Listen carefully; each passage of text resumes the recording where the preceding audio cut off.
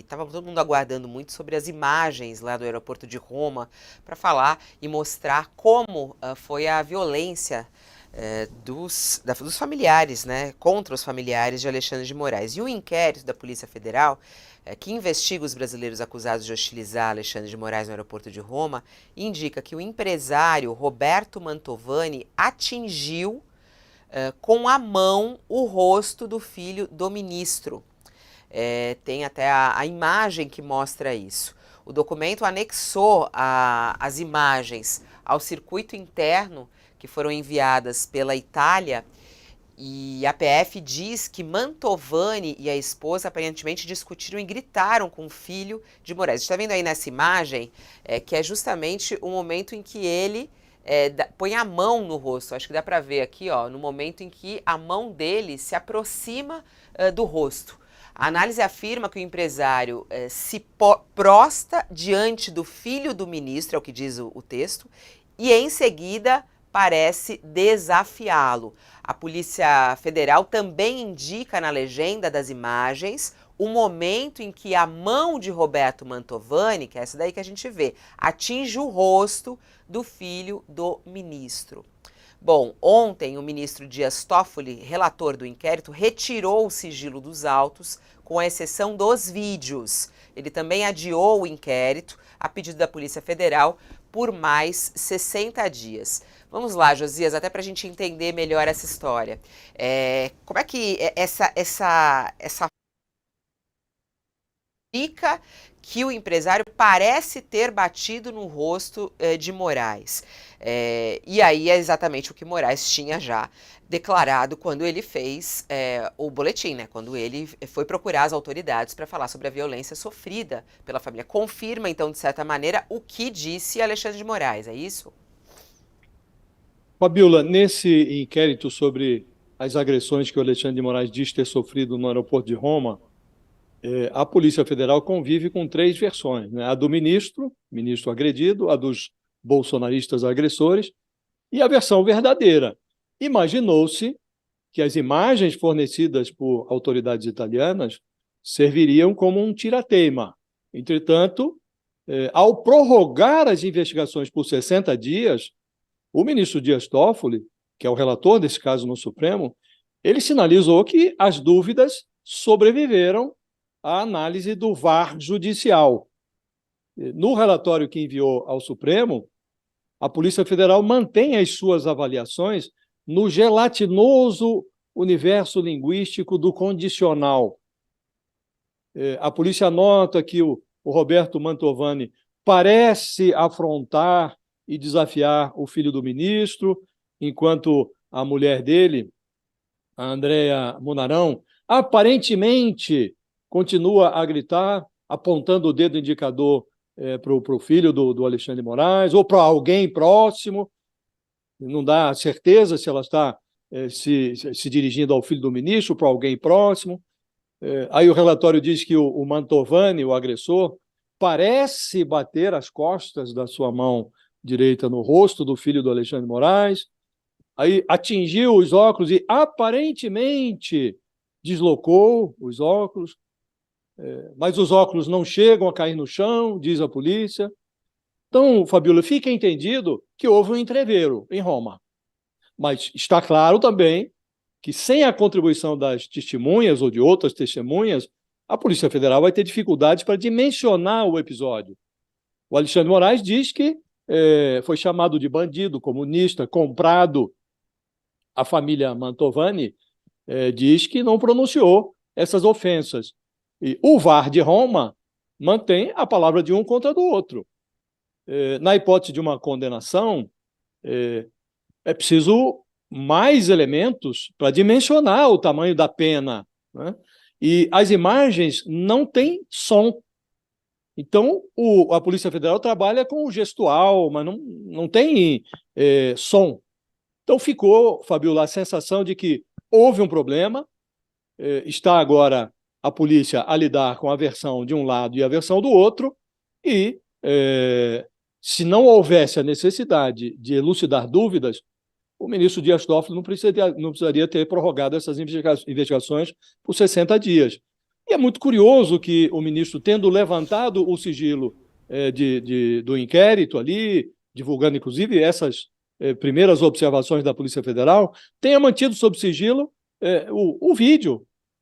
Devia divulgar tudo, até a própria defesa está agora dizendo, por que não divulga o vídeo? Realmente é uma pergunta que fica boiando na atmosfera sem uma resposta convincente. Então, diria você, Fabíola, que teve o problema, ninguém tem dúvida, as imagens mostram que houve um problema.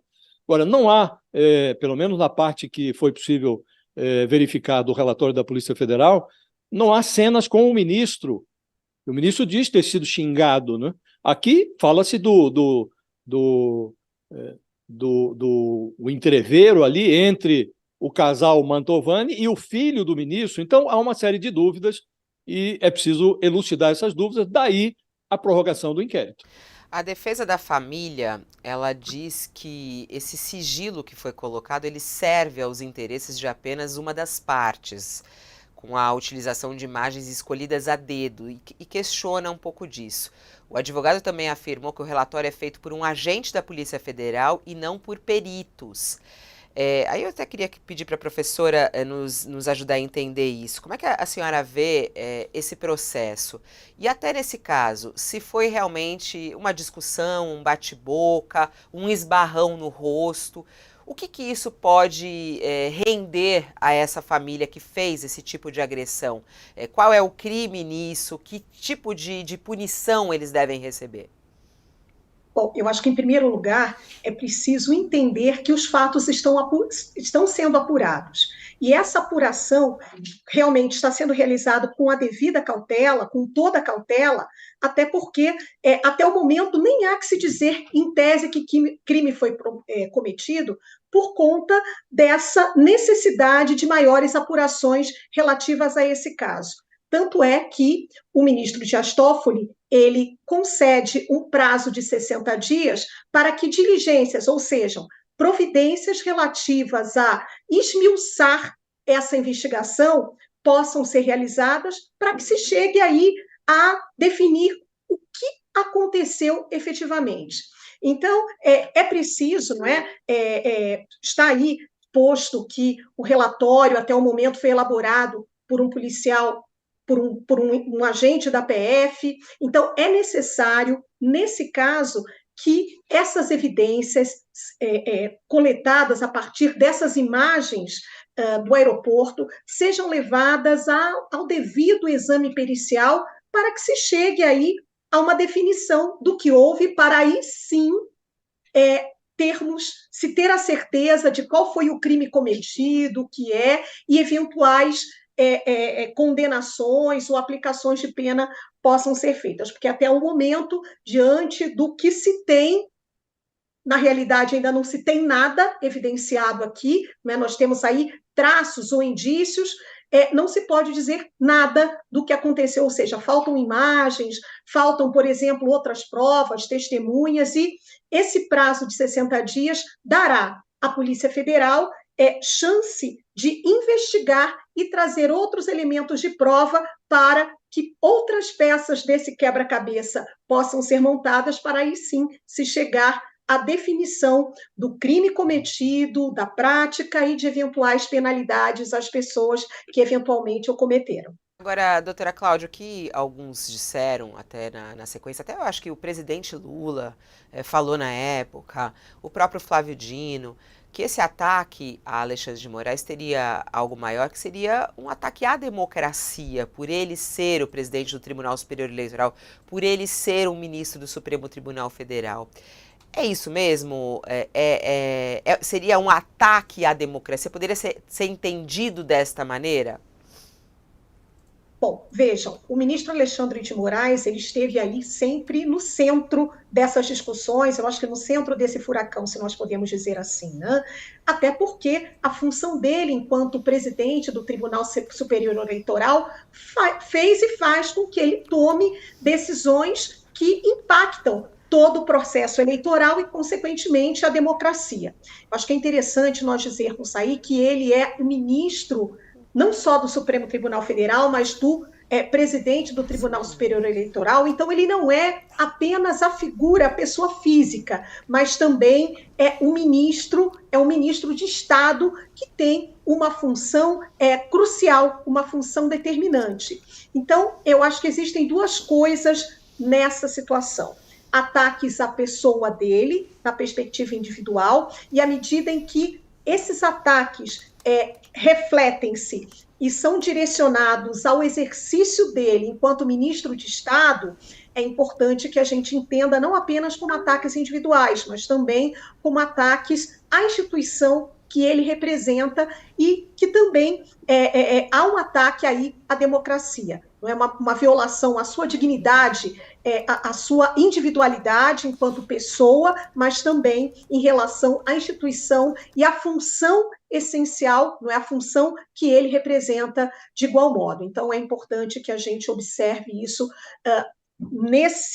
nessa perspectiva, para que a gente possa entender esses fatos, até considerando o lugar que ele ocupa, né? Sim. E a função que ele ocupa também. O que ele representa, né?